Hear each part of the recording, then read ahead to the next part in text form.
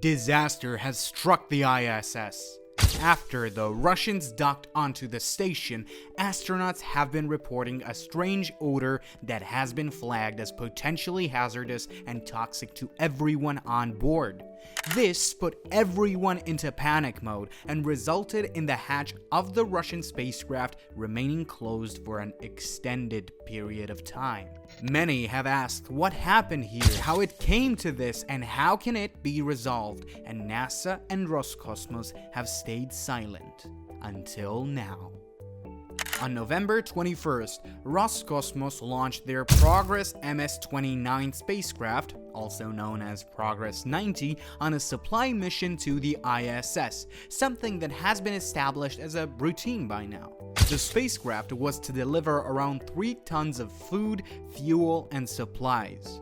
The flight went well with no issues at all, and after a nominal 2-day free flight, the spacecraft docked on the ISS on November 23rd, just as it was planned. However, as soon as the crew opened the hatch of the Progress spacecraft, they were struck by a cloud of toxic stench. Now, more on edge, the crew started inspecting and investigating the spacecraft and have noticed possible contamination in form of droplets. Both Roscosmos and NASA astronauts have, around the same time, also noticed a smell that was similar to that of spray paint, which rang their alarm bells even faster due to the possible contamination of the entire ISS. This required immediate action, and the crew immediately closed the hatch of the Progress, activating the ISS's decontamination systems. Air scrubbing equipment has been activated from the ground, and the Progress has been shut off and left inaccessible.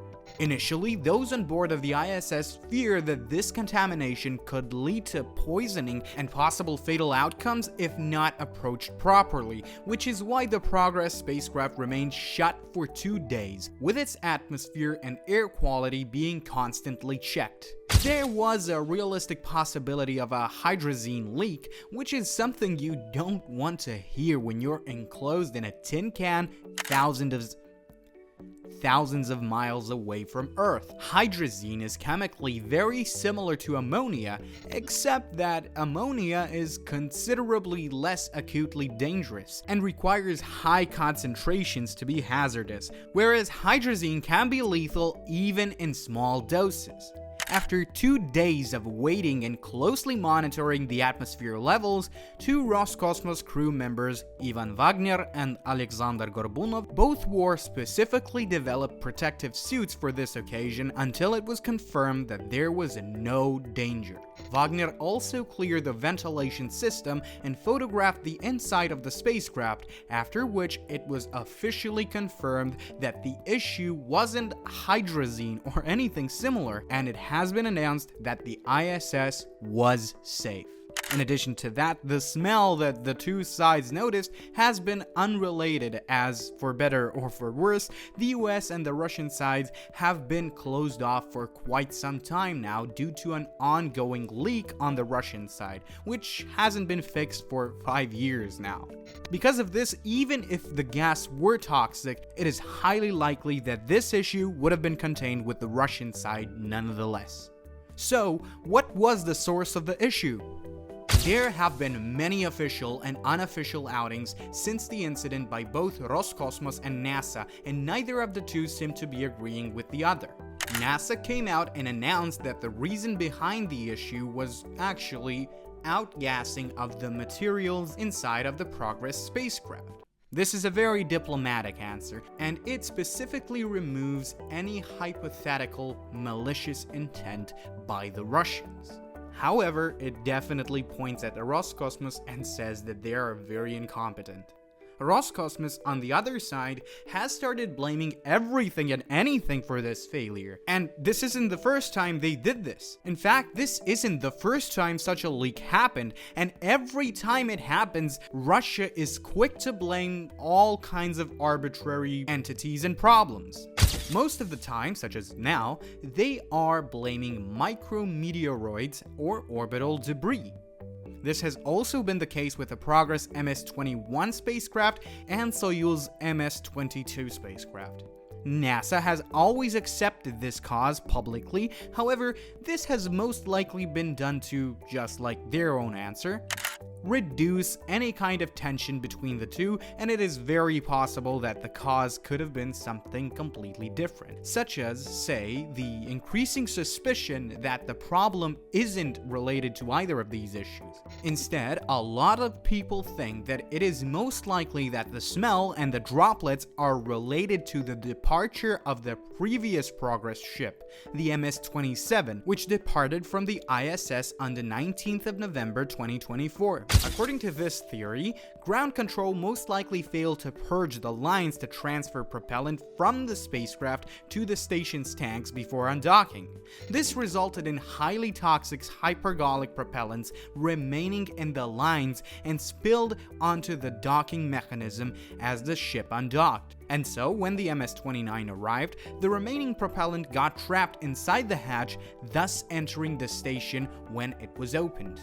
This is definitely something you wouldn't want to hear in these trying times, as it could both be a result of malicious intent from the Russians as well as sheer incompetence, neither of which is good.